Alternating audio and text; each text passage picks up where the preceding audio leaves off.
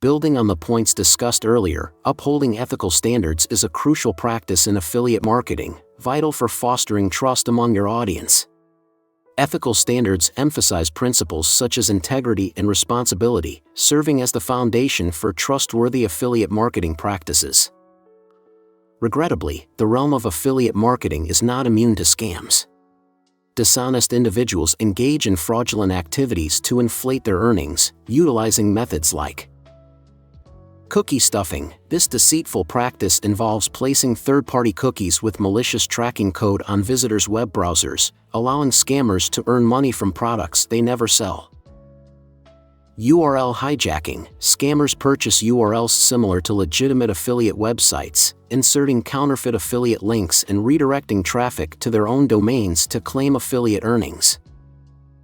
Fake leads. By using synthetic identities and bot traffic, scammers create false leads that appear genuine, deceiving businesses and affiliates alike. Click spam, also referred to as click flooding. This tactic involves generating fake clicks, either manually or through automated means, to fabricate leads artificially. Violating ethical standards not only compromises trust but also leads to severe penalties for fraudulent affiliates.